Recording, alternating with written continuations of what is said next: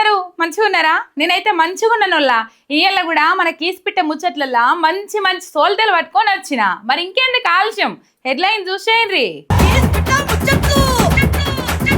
2.5 ఏళ్ల పాలన బాగలేదని చెప్పుకొచ్చిండు మాజీ మంత్రి. 2 దమ్ముల గెలవనోళ్ళు కూడా అనబట్టే, జర చూసుకోండి. గోల్డ్ మ్యాన్ సూర్యాబాయి చేసిండట జనాలను మోసం. మరి బంగారం అని ఎందుకు గట్టిండోగా మోతవారి ఏషం. బట్టతలకాయ పిల్లగాడు అద్దని పంపిందట పైకి. సియా జాగ్రత్త పడతాంది కేసు కాకుండా ఆమె మీదికి. పార్టీ పెద్దలు ఇంట్లో కూర్చొని చక్రం తిప్పే రోజులు పోయినాయి. జనం లనవల లేకుంటే ఎంత టోళ్ళనైనా ఓడగొట్టి ఇంట్లో కూర్చోబెడతాను జనాలు. అందుకే జనం నాడి పట్టాలనంటే జనంలకే పోవాలి అనుకొని రోజుకో దిక్కు తిరుగుతాను లీడర్లు. గిట్లనే శుక్రవారం నాడు మాజీ మంత్రి కేటీఆర్ పరిగి దిక్కు పోయిండట. మరి ఆడ ఏం మాట్లాడిండు, ఏం కథ అనేది అట్లా పోయి అరుచుకొనద్దప్పారి. శుక్రవారం పరిగి దిక్కుపోయిన కేటీఆర్ సర్కారోళ్లను గట్టిగానే అరుచుకున్నాడు. 100 రోజులలో ఇచ్చిన హామీలన్నీ అమలు చేస్తా, చేయకుంటే నా పేరు మార్చుకుంటా అనే రేంజ్ లో ఎచ్చులు కొడుతీవి కదా. ఏవి ఎక్కడ నీ పథకాలు? ఏడేసిన గొంగడి గానే ఉన్నది. మహిళలకు నెలకు 2000 రూపాయలు ఇస్తా అంటివి, అదేడవాయ్. రైతు భరోసా పురాగా ఏకపోతివి. పొలగాళ్ళకి 5 లక్షల కార్డు ఇస్తా అంటివి, అదేడపోయింది. తులం బంగారం ఇస్తానంటివి కదా, అదేడపోయింది మరి అని ఇట్లా మునుం పెట్టి గట్టిగానే అరుచుకున్నాడు. ముఖ్యమంత్రికి సవాల్ చేసిండు. రేవంత్ రెడ్డికి మా మహేష్ అన్న ఇక్కడనే ఉన్నాడు, మహేష్ అన్న సమక్షంలో సవాల్ చేస్తున్నా. అయ్యా రేవంత్ రెడ్డి గారు, నీకు గనక చిత్తశుద్ధి ఉంటే నువ్వు గనక ఈ రాష్ట్రంలోని తెలంగాణ రాష్ట్రంలోని 1,67,00,000 మంది ఆడ కూతుర్లకు ఆడబిడ్డలకు మొత్తం వాళ్ళ ఖాతాలలో 1,50,000 రూపాయలు వేస్తే నేను శాశ్వతంగా రాజకీయ సన్యాసమే తీసుకుంటా. నేను ఇడిచిపెట్టిపోతా రాజకీయం. దమ్ముందా? సవాల్ స్వీకరిస్తావా? సవాల్ చేసి అరుచుకుంటుండో లేదో ఇటు బాదు కొందరు కార్యకర్తలు లేచిపోదామని చూసిండ్రు. ఒక్కొక్క మహిళకు చెప్పినావు కదా నెలకు 2,500. ఏడిపోతురా మీరంతా? ఏడిపోతురు మీరు?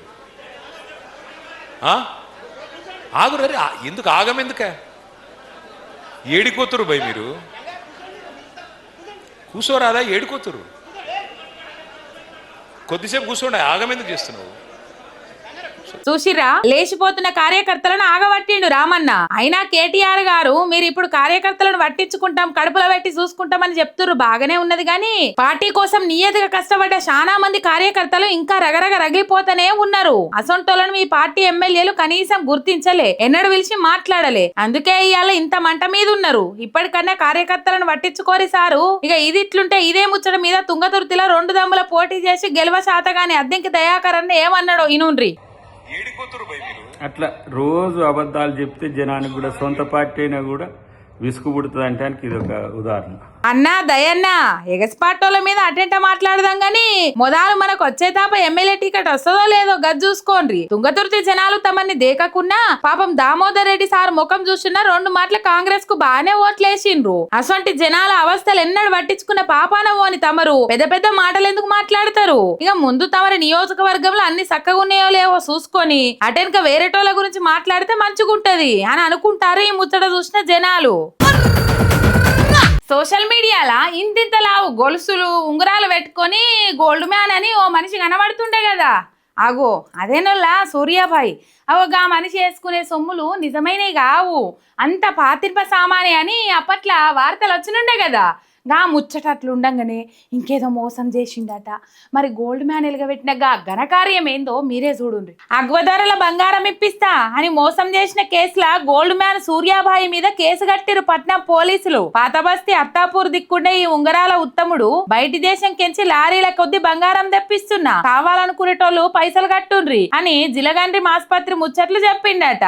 ఇక మనోని మాటలు నమ్మిన కొందరు బాధితులు ఈయన ఒంటి మీదనే కిలోల కొద్ది బంగారం ఉన్నది, మనకు తెప్పియడా అని చెప్పి ఇంకా ముందు చూడకుండా లక్షల రూపాయలు అని బొందల పోసిండ్రు. అగో బాధితులే చెప్తుండ్రు ఇనుండ్రి ఏమని బోర్లేసిండో ఈ అత్తాపూర్ అందగాడు. जो है मेरे को रेवंत रेड्डी साहब मालूम है, अपना CP सज्जनर साहब मालूम है. मैं बड़े बड़े लोगों से मिलके जो है मैं बिजनेस करता हूँ. मेरा गोल्ड बिजनेस है. बाहर से गोल्ड मंगाता हूँ. गोल्ड मंगा के जो है कम रेट में देता हूँ आप लोगों को. 20% डिस्काउंट से मैं देता हूँ बोल के हमारे दोस्तों को बोल. ఇంటిరా రేవంత్ అన్న సజ్జనార్ సార్ అసంటి పెద్ద పెద్దోళ్ళ పేర్లు చెప్పేవారకల్లా పాపము వాళ్ళు గుడ్డిగా నమ్మిండ్రు. అది సరే గాని కిలో బంగారానికి ఎంత చెప్పిండే మన బిజినెస్ మ్యాన్.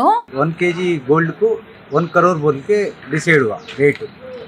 अरे एक केजी का 1 करोड़ देना बोले तो हमारा कहीं उतना पैसे नहीं है, ये 10,000 है, 10 लाख है, 10 लाख ले लो बोल के 10 लाख दिए एडवांस। మునగాని ధరనే అంగట్ల కూరగాయల తీర్లు అగ్వసగ్వనే చెప్పిండు కదా. మరి కిలో బంగారం కోసం ₹1,00,00,000 ఒప్పుకుర్రు కదా. మరి ఎంత కట్టిర్రు ఏం కదా? 10 लाख लेने के बाद क्या बोला उन्होंने, 10 लाख से नहीं होता, आप 50% पे करना। 50% पे करे तो आपको एक 1 केजी गोल्ड दे थे, वो बेच के जो है बाइक का पैसा दे दो बोल के बोले। ये लोग सही है बोल के उसका बाद पे जो है और 10 लाख रुपए दिए, 20 लाख हुआ।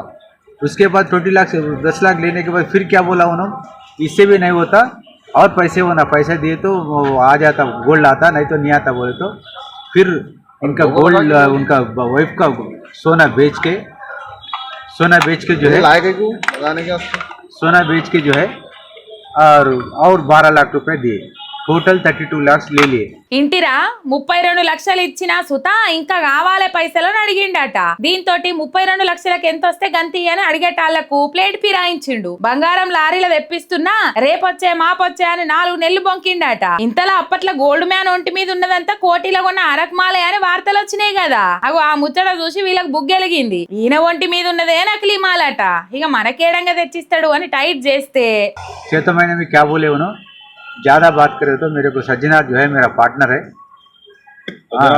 सीपी सज्जनार साहब मेरा पार्टनर है। और रेवंत रेड्डी साहब मैं उसको इलेक्शन में 5 करोड़ रुपए उसको दिया, और उनका भाई కొండల్ రెడ్డి मेरा दोस्त है। అబ్బా ఎంత తీస్మార్ఖానో కదా.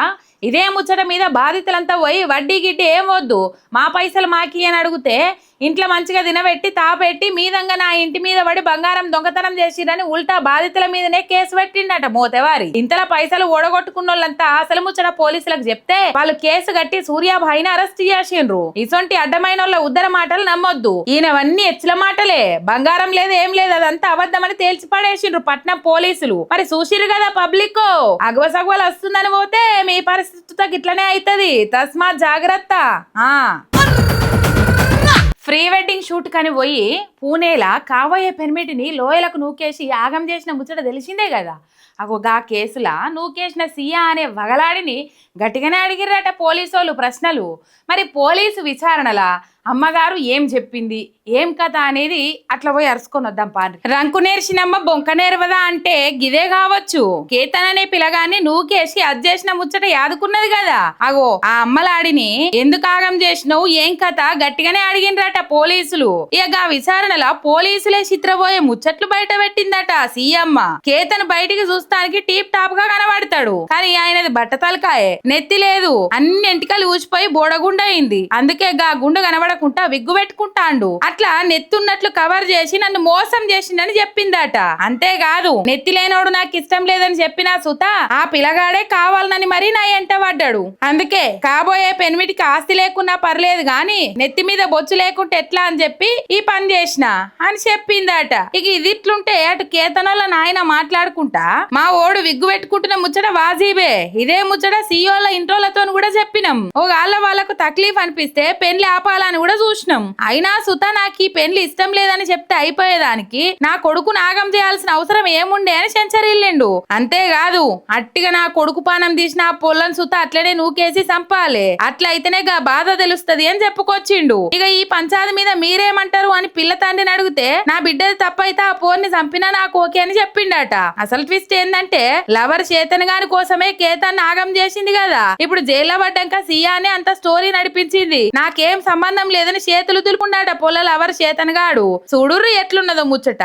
ఊకే పెళ్లి ఇష్టం లేదంటే ఓడిచిపోయేదానికి అట్టిగా ఓ నిండు పానం వాయే, పొల్ల జైల్లో పడే ఇజ్జత్ మొత్తం వాయే. ఏమన్నా ముద్దుగున్నదా అని అనుకుంటారు ఈ ముచ్చట చూసిన జనాలు. ఈ నడుమ హోటల్ హాలతు పైన పటారం లోన లోటారం లెక్కనే తయారైందిలో. చెక్కింగ్లు చేస్తోళ్ళు లేక ఆడిందే ఆట పాడిందే వాట. అందుకే మేడిపండు సామెతలు ముంగట పడుతున్నాయి. ఇక ముంగట మాత్రం సాఫ్ సీవ్ చేసి శుభ్రంగా ఉంచుతాండ్రు, కానీ అసలైన సాయబాన్ జాగల మాత్రం సెప్టిక్ ట్యాంకుల కంటే అధ్వానంగా ఉంటున్నది పరిస్థితి. ఇక చూడుండ్రి ఎసొంటి బువ్వ కూరలు అండుతాండ్రో వెనక మరలా అవి మనం లొట్టలేసుకుంటా తింటాము. చూడుర్రి పాసిపోయిన వస్తువులతోని పసందైన పచ్చళ్ళు తయారు చేస్తున్న ముచ్చట వరంగల్ జిల్లాలో అయింది. కాశీ బుగ్గసాయి వీధిలా శ్రీనివాస్ అనేటోడు అల్కదక్కో మాల్ తెచ్చి పచ్చళ్ళు తయారు చేసుడు పెట్టిండట. ఇక ఇది లైసెన్స్ బిజినెస్ ఏం లేదు, ఇంట్లోనే. ఇక చూడుర్రి ఎంత కమ్మగున్నదో గా మాలు. पूरा किचन है, ये पूरा किचन है.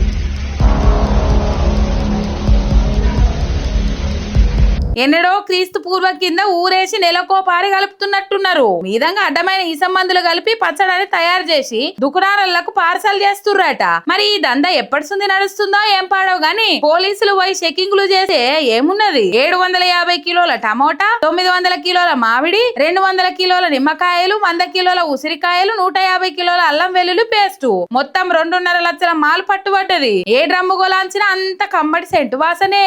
ఇక దొరికిన మాలంతా సీజ్ చేసిన కాకీలు ఓనర్ మీద కేసు రాసిర్రట. ఇక ఇది ఇట్లుంటే పట్నం మల్లేపల్లిలున్న ప్రిన్స్ హోటల్ మండీలా హెచ్ఫాస్ట్ అధికారులు చెకింగ్లు చేసిర్రు. లోపలికి పోయి చూస్తే సాయబాన్ ఎంత సక్కదనంగా ఉన్నదో చూడుండ్రి.